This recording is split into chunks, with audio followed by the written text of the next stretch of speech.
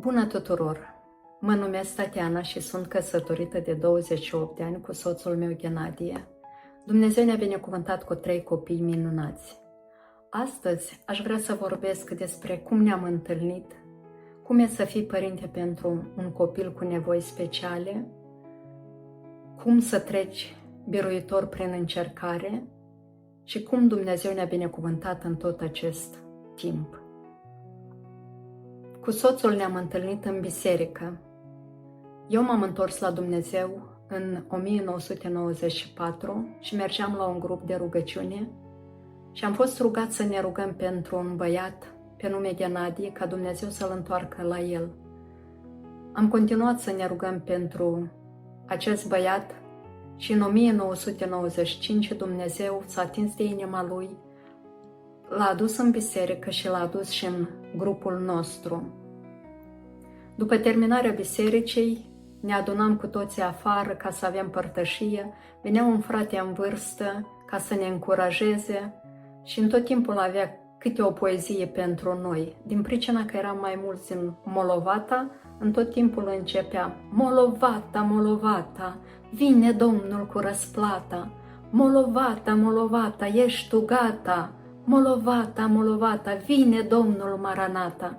Și uite așa, grupul nostru a avut numele de Maranata. Dumnezeu s-a folosit de acest grup ca să încurajeze, să îmbărbăteze frații și surorile de prin bisericile Republicii Moldova și din România. Fiind în aceeași biserică, fiind în aceeași lucrare, nu ne-am observat de la început, pentru că și dragostea așa are timpul ei. Dar după ce am simțit ceva mai mult unul față de altul, am venit cu post și rugăciune în fața Domnului ca El să ne descopere dacă este voia Lui ca să fim împreună. În acea perioadă, Ghenadie lucra ca șofer de troleibus, iar eu lucram la o bibliotecă creștină. Și aveam eu așa un obicei după terminarea zilei de lucru ca să o închei cu rugăciune. Într-una din zile m-am rugat Domnului că dacă este voia Lui ca Ghenadie să fie soțul meu, El să-mi descopere, El să-mi arate, să-mi dea un semn să înțeleg că suntem unul pentru altul. Și am zis că, Doamne, fă ca acum când voi merge la oprire să mă întâlnesc cu El și așa voi ști că este voia Ta. După ce m-am rugat, am fost foarte surprinsă de ceea ce m-am rugat, din pricina că știam că în acea zi El trebuia să plece la părinții Lui și că nu va fi în oraș. Ajungând la stația de troleibus, așteptând troleibusul 22, aceasta era ruta care mie îmi trebuia și ruta pe care Ghenadie lucra. Cine credeți că era șoferul troleibusului? Da, era Ghenadie. Când am văzut asta, aveam niște emoții de necontrolat. Încercam să fiu calmă, să nu arăt prin ceea ce treceam eu. Și prima întrebare când m-am urcat în troleibus a fost: de ce ești la lucru? Nu trebuia tu să fii la părinții tăi? Și mi-a spus că da, doar că s-au schimbat planurile și am hotărât să ies la lucru. Și ca să fiu sigur am mai pus un semn în fața Domnului și răspunsul a fost același.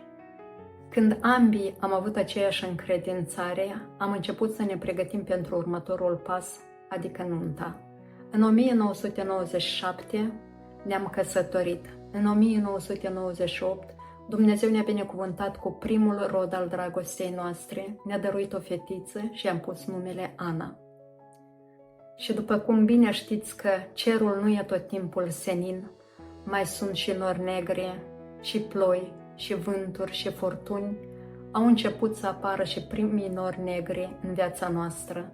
Au urmat 2 pierderi, după care la sfârșitul anului 2000 am rămas din nou însărcinată. Aproape de 8 săptămâni am avut careva sângerări, am mers la medic și am urmat tratamentul și sfaturile care el ni le-a dat ca să putem să păstrăm acest copilaj. Până la naștere nu au mai fost alte complicații. După ce l-am născut pe Samuel, prin plânsetele lui, auzeam că medicii se șoșoteau între ei și mi-am dat seama că ceva s-a întâmplat, ceva nu este în regulă și i-am întrebat. Ei mi l-au arătat pe Samuel și mi-au spus că nu știu ce are, doar că are labile picioarelor umflate. Trebuie să-l ia la reanimare pentru a le examina și a vedea care este starea lui. Am stat cu Samuel aproape o lună în spital. În tot acest timp nu ni s-a spus nimic ce are, cu ce putem să-l ajutăm, cu ce pot ei să-l ajute. Au făcut doar experiment pe el. Nu i s-a dat nicio șansă la viață. Ni s-a spus că poate muri oricând. Ei nu știu care este starea lui. După ce ne-am externat din spital, am mers la alți medici specialiști, căutând răspuns la întrebările noastre, de la care nu am primit nici încurajare, nici susținere și niciun răspuns despre starea lui Samuel. La vârsta de 3 luni a apărut alergie la Samuel, după ceva timp a apărut și dermatita atopică, dermatita a dus cu ea și astma. În tot acest zbucium și în toată neștiința medicilor despre starea lui Samuel, ei totuși încercau să ne convingă ca să-l vaccinăm pe Samuel, pentru că spuneau că și așa noi nu știm ce are, dar prin vaccinare îl putem proteja de alte boli. Am pus careva vaccini lui Samuel, ceea ce regret și până acum, pentru că aproape de un an Samuel spunea cuvintele mama, tata, apa, când vroia la oală, și după ce l-am vaccinat, nu am mai vorbit acele cuvinte, a rămas doar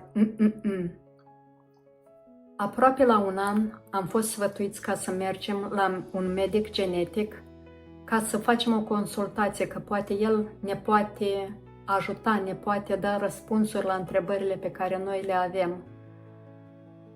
Acel medic l-a examinat pe Samuel, ne-a ascultat pe noi și pentru prima dată ne-a spus ce diagnoză are Samuel, că are limfodem congenital. Ce înseamnă aceasta este că mai jos de genunchi, venele de limfă sunt strangulate și limfa nu poate să circule uniform prin tot corpul și de aceea se adună la tălpile picioarelor. Ea ne-a sfătuit să mergem la un medic în Moscova care se ocupă cu asemenea cazuri și el ne va putea da cu mult mai multe răspunsuri despre starea lui Samuel. Cu ajutorul lui Dumnezeu care s-a îngrijit financiar de această călătorie, am ajuns toți trei la acel medic din Moscova. Ne-a ascultat, l-a examinat pe Samuel, s-a uitat la noi blând și ne-a spus: dragii mei, ceea ce are copilul vostru este ca negru sub unghie. Nu trebuie să fiți voi deranjați. El nu va fi afectat și nici voi nu veți fi afectat de ceea ce are el. Întrebarea noastră era dacă Samuel va putea merge, pentru că era peste un an și încă el nu putea merge. El ne-a spus el va putea merge, doar că va avea nevoie de mai mult timp din pricina că picioarele lui sunt rotunde la talpă, nu plate ca și la noi. Și de aceea va avea nevoie de mai mult timp ca să-și poată ține echilibrul. Și într-adevăr Samuel pentru prima dată a mers la vârsta de 2 ani și 2 luni. La vârsta de 4-5 ani a apărut primul episod de convulsii la Samuel, după care a urmat un altul și altul și medicii au trebuit ca să-l pună pe tratament pentru convulsii. Și după cum vă spuneam că cerul nu e tot timpul senin și nu că eram în furtună, a trebuit să vină o altă furtună peste furtuna noastră. A mai urmat o pierdere, după care la sfârșitul anului 2004 am rămas din nou însărcinată. Când am mers să facem ecografie, medicul ne-a spus că trebuie să facem întrerupere de sarcină pentru că copilul nostru nu va avea un sfert din cap și că el ne poate face o programare ca să facem o analiză de amniocenteză ca să știm mai multe despre starea copilului. Vreau să vă spun că pentru mine, auzind aceste vorbe, s-a oprit timpul în loc, a căzut cerul peste mine, nu vroiam să văd pe nimeni, să vorbesc cu nimeni. Eram împreună cu soțul meu și am mers 3 stații de troleibuz în care am plâns și am plâns și l-am întrebat pe Dumnezeu de ce. De ce îngăduie El așa ceva în viețile noastre? I-am spus soțului meu că de azi înainte rugăciunea mea va fi: Doamne, dacă acest copil e sănătos, te rog, ține-l Tu în burta mea. Dar dacă este bolnav, te rog să le ai Tu, pentru că eu nu voi putea să fac o întrerupere de sarcină.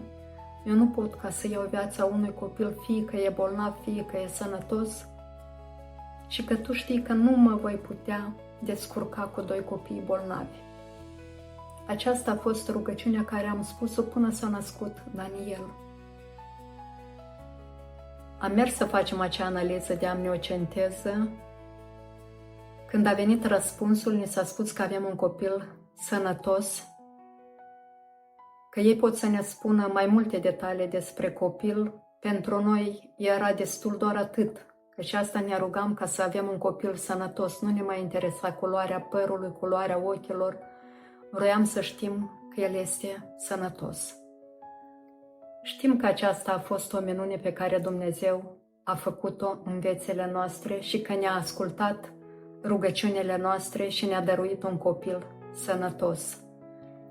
Dar vreau să spun că a rămas și o umbră de îndoială, o umbră de frică în adâncul sufletului meu, care m-a urmărit până la naștere.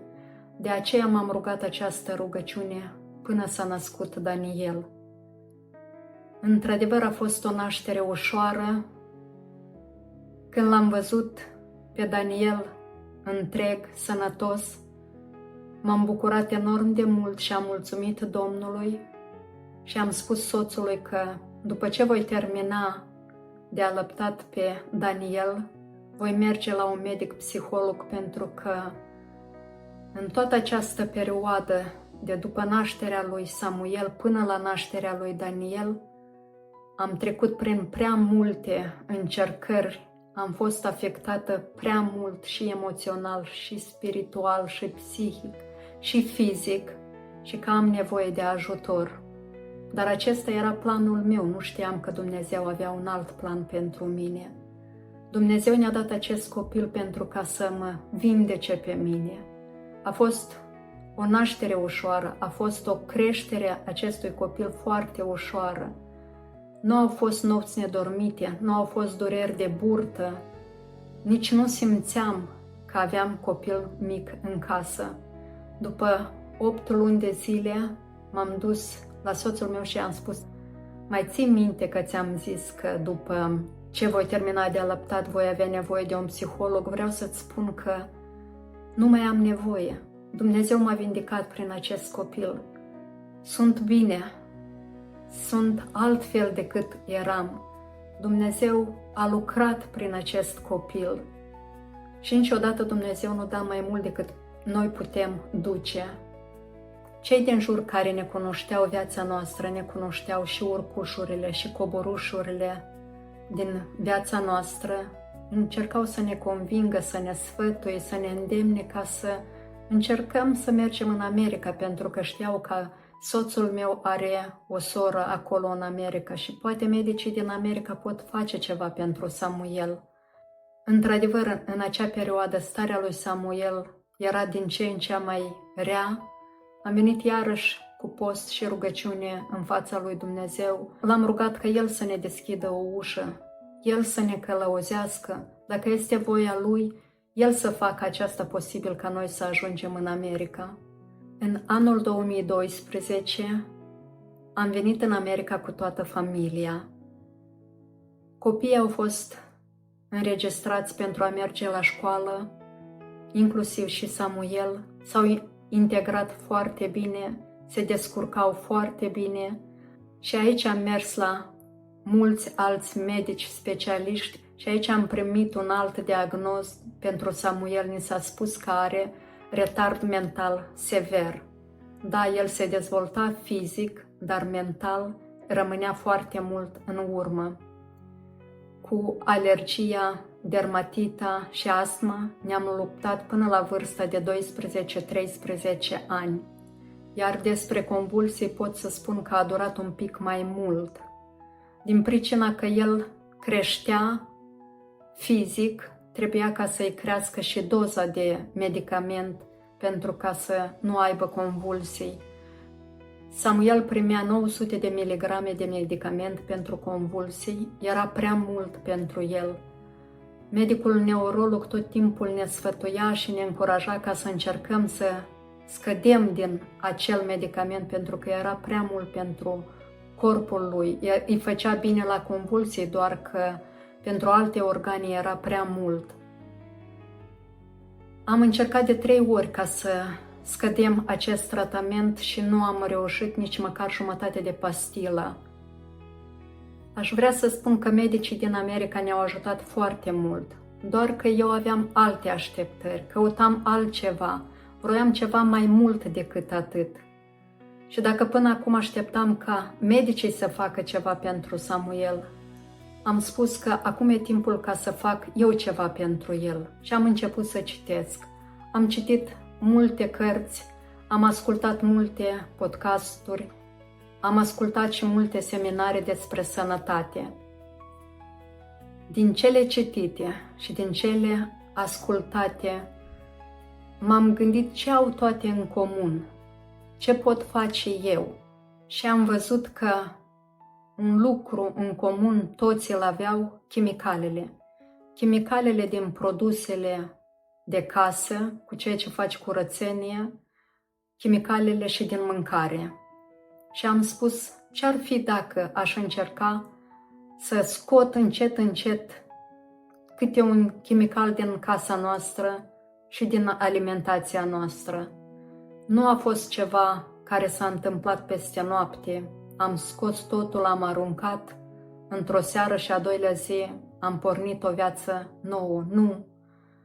A durat aproape un an ca să pot să scot încet, încet multe chimicale care știam eu că ne fac rău nouă și lui Samuel. Nu a fost ușor și nu este ușor să faci schimbări în viața de familie. Pentru o persoană singură, da, dar când sunt mai mulți este mai greu. Dar ne-am încurajat, ne-am susținut unul pe altul, ne-am împins unul pe altul și am spus că haideți să încercăm să vedem dacă se poate, dacă se primește. După jumătate de an am văzut îmbunătățiri în starea de sănătate a lui Samuel și chiar în viețile noastre. Pentru că noi mergeam odată în an la medicul de familie pentru examinare și am văzut că analizele din urmă, comparativ cu analizele după ce am schimbat noi alimentația și chimicalele din casă, dacă înainte erau majoritatea roșii, acum toate erau cu verde, adică erau foarte bune. Aceasta ne-a încurajat și mai mult ca să continuăm. Văzând îmbunătățiri la Samuel, vorbeam cu soțul meu și îi spuneam, ce-ar fi dacă acum am încercat să scădem câte jumătate de pastilă din acel medicament pe care Samuel îl ia.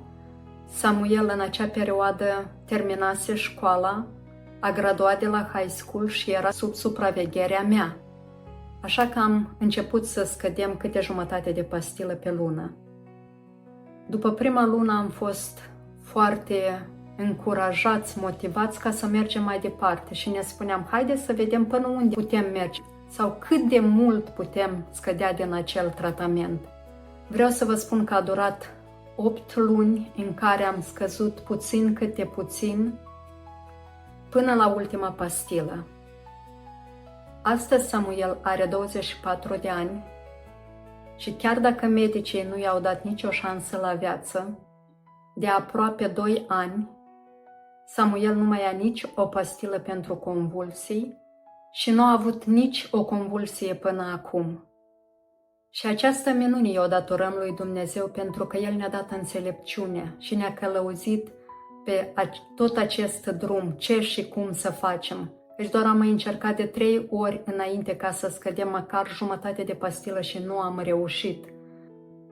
Aș vrea să mai spun că pe tot acest drum pe care l-am parcurs, nu am fost singură. A fost și soțul meu alături, care m-a susținut, m-a încurajat, m-a ajutat enorm de mult. Și vreau să mulțumesc și copiilor noștri care ne-au ajutat și continuă să ne ajute cu Samuel. Mulțumim lui Dumnezeu că ne-a dat niște copii înțelegători și săritori la nevoie. În anul 2020 s-a căsătorit fiica noastră și de aproape 2 ani suntem și bunei. Dumnezeu le-a dăruit 2 copii minunați de care ne bucurăm împreună cu ei. Vrem să mulțumim lui Dumnezeu că pe tot parcursul acestui drum El a fost cu noi, El a fost acel care ne-a întărit și ne-a dat puteri. Aș vrea să închei această mărturie prin a vă încuraja că încercările nu sunt date pentru a ne doborî, ele sunt date pentru a ne face mai puternici, pentru a ne întări, pentru a ne mări credința, pentru a ne ține cu picioarele pe pământ, pentru a ne ține pe genunchi și pentru a ne ține aproape de Dumnezeu. Unul din darurile pe care le-a primit soțul meu de la Dumnezeu este ca să compună cântări spre slava Domnului. Și prin toate aceste cântări am fost chiar noi înșine încurajați de multe ori. Una din cântările compuse de soțul meu, care îmi place foarte mult, spune așa: nici o furtună nu ține într-una, odată s-a sfârșit. Dacă prin ea te apropii de Domnul, mereu vei birui. Biruitori sunt cei ce în furtună, oricât ar fi de greu, în barca vieții, întotdeauna îl au pe Dumnezeu. Să ne ajute bunul Dumnezeu pe fiecare în parte, ca să ieșim biruitori din orice furtună și că la cârma vieții să-L avem pe Dumnezeu.